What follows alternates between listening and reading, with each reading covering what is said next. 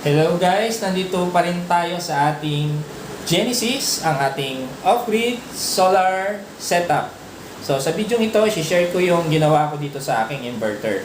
Yung positioning niya, kung ano man pang ginawa ko sa kanya. So, i-discuss natin briefly kung ano to. So, ang inverter, sinabi ko sa inyo, kino-convert niya yung DC current from battery at kino-convert niya into AC para magamit natin sa ating appliances. So, ang positioning ko na ginawa dito sa inverter is as close as possible sa battery, short wiring lang, makita nyo. So, ito, si inverter, ayan yung wire niya, dumamo na siya ng circuit breaker, and ito na yung wiring niya going to battery. So, napaka-ikli lang, di ba guys? So, yun lang yung natin dyan, yung pointers natin na dapat tandaan sa inverter. Stay as close sa battery. No? And then, ano pang features? Kasi, guys, itong Samdom pala, share ko lang sa inyo. Meron tong blower dito. So, yung ventilation niya, guys, is sa baba, hinihigop yung hangin pa loob, So, blower siya. Tapos, meron siyang ventilation sa magkabilang side. Ito guys, ito. May butas yan. May butas siya, Makita nyo kasi may ilaw yung screen, May butas siya. Meron din siya sa kabilang side. Pero kasi, ang nangyari, sa Samdom guys, meron siyang feature na mataas yung, mataas yung resistance niya sa heat, So, ang fan niya off pa rin yan. Hangga't hindi siya umaabot ng about 55 degrees Celsius. So, hindi mag-on yung ating blower, So, wala siya, off siya ngayon. So, ang ginawa ko, guys, hindi siya requirement actually, pero magkabilang sa itong may butas na yung ventilation natin.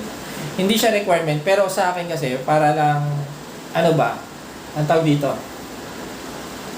Para lang sigurado kung hindi uminit yung loob. Or para na yung turong dun sa blower. Yun lang yung sa akin, So, ang ginawa ko sa kanya, guys, is nilagyan ko siya ng fan dun sa kabilang gilid. Yung fan, yung gilid na malapit sa wall, Kasi dito, pinag-isipan ko yung positioning niya guys. Kung napansin nyo. So, sa side na to, kung blower to guys, dito ang labas ng hangin, tsaka dito sa kabilang side. So, dito medyo hirap siya na ilabas kasi wall na to guys Isipin nyo na lang guys yung ventilador itapat nyo sa wall. Mas nahihirapan yung motor ng ventilador pag mas malapit yung buga niya sa wall, So, ganun ang nangyari. So, tingin ko, tulong doon sa blower, mahihirapan kasi siya pagka tumating yung time na mainit yung loob, mahihirapan siyang palamigin yung loob ng ating inverter. So, dinicide ko na dito sa side na to, maglagay ako ng USB fan lang to guys, So, ano ba yung tsura niya yung USB fan na yan? Actually, ito siya guys,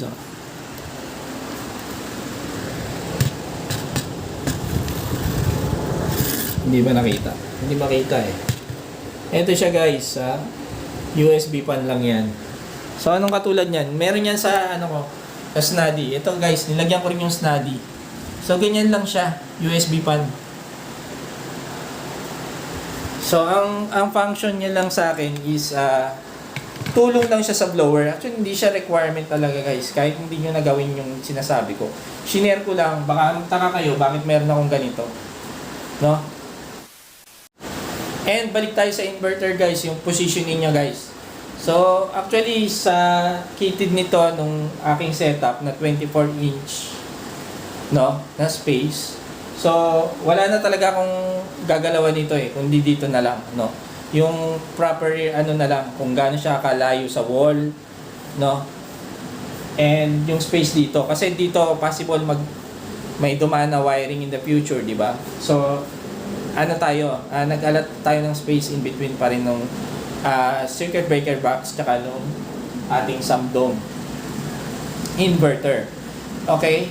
And ang level na lang yung pinagtatalunan guys, kasi makita nyo dito guys, ito yung battery natin, and then circuit breaker, no? Short wiring, circuit breaker na kagad, short wiring, inverter na. So ang isa pang pinagbasihan ko yung ng level niya guys is itong ventilation na to guys, itong butas-butas na to. So kailangan pag blow nito, pag higop ng hangin, bubuga dito, di ba, magkabilang side. So somehow, ito yung bubuga nito guys, dapat wala siyang nakaharang. Kahit pa paano. Kasi kung itatapat ko, nakita nyo ba guys? Ito.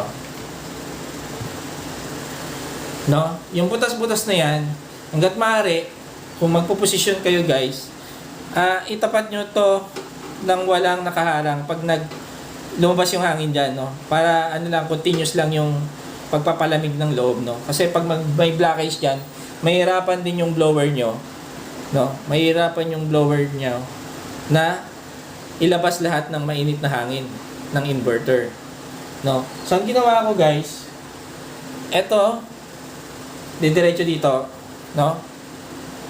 Halos halos yung level nito guys, nandito sa part na to, which is wala nang blockage. Ito lang ang blockage niya, itong na to, voltage meter. No, pero tingin ko hindi na masyadong factor 'yon, no. Hindi naman siya isang wall na naka-block, no. Hindi ko siya tinapat dito, guys. 'Yun ang ibig ko sabihin dito. Hindi ko siya tinapat sa level nung circuit breaker box. Tinapat ko yung tong ventilation na to dito sa space between circuit breaker and socket. No, para yung buga niya smooth pa rin. So for general advice lang, so iba-iba kasi tayo ng inverter guys. So una nyo alamin kung saan ang buga ng hangin syempre. So possible yung nag-work sa akin kasi nga ganito yung aking setup, no. Yung blower niya nasa baba. Then yung ventilation kung saan bubuga yung hangin is magkabilang side. So nag-decide ako based dun sa information na yun, nag-decide ako kung paano yung positioning niya, guys. No? So, may sample tayong isa naman dito. So, pakita ko na rin sa inyo, guys. Ito yung dati kong inverter, yung Snuddy. Okay, guys, ito yung aking Snuddy, no? So, ang ventilation ng Snuddy is iba naman, guys. So, ang butas niya is hindi magkabilang side. Isang side lang siya. So, ditong side lang, no? Kaya yung side na yan is free, no? Wala akong yung blockage diyan sa side na yan. And then yung blower niya is wala sa ilalim. Ang blower ng Snuddy ay nasa ibabaw.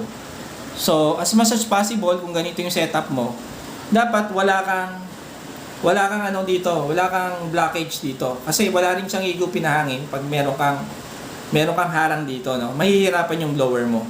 Mahihigupin siya pero mahirapan siya. So sa ngayon, ang ginawa ko dito is, since dito lang yung kanyang butas, added tulong na lang din sa blower, no? Para hindi siya mahirapan. Naglagay pa ako ng USB fan. So ito yung USB fan niya. Ayan. Working siya ngayon guys, ayan. Umiikot siya. No? So hindi niya nasakop yung buong ventilation area, no? To settle the difference. Kasi mahirap din naman na yung buong area ng ventilation niya yung may USB fan, no? Kasi magkaiba sila ng higop ng hangin, magkaiba rin sila ng labas ng hangin, no? Yung buga higop nung blower natin at nung USB fan, no? So baka masira kasi yung blower naman natin pagka ganun na sinakop ko yung buo. To settle the difference nung buga at higop ng hangin is ayan, meron siyang space pa sa baba. Pero ito ay big help guys. Pero hindi necessaryong lagyan nyo rin yung sa inyo. Na-share ko lang na naglagay ako sa akin. Guys, balik tayo dito sa Samdom, yung sa setup ni Genesis, no? Ito. So guys, ito, hindi ko napakita sa inyo. Ito yung blower niya guys, nasa baba. Hindi ko alam kung makikita nyo kasi medyo madilim. Pero ito siya guys, oh. Dito around this area. Yung blower niya. So, ang higop ng hangin niya, guys, no? Free to. Halos free yan, guys, oh. Wala masyadong blockage diyan, no? Masyadong malayo na to. No? About ano na to? 25 centimeter na yung clearance nito. So makakahigop siya ng freely ng hangin papasok sa inverter, no, para makabuga rin siya ng maayos. Yung higop niya maayos, yung buga niya maayos. Okay, and then so much for that ventilation topic, guys. So dumako na tayo dun sa output, no, AC output ng Snuddy. So positioning natin, nandito na siya. So pinosisyon ko yung circuit breaker na malapit din dun sa output niya bago siya magpunta dun sa outlet natin, no. So ito, safety features, guys, huwag niyo kakalimutan. So input, merong input ng wiring, merong circuit breaker from battery, then lumabas siya sa inverter, dumaan na naman tayo sa circuit breaker bago tayo pumunta sa outlet. Ayun, guys, ayun lang ang aking may share sa inyo para dito sa ating pag-install nitong inverter sa inyong solar off-grid setup, no. Sana may naitulong ako dito sa aking short video na ginawa sa inyo.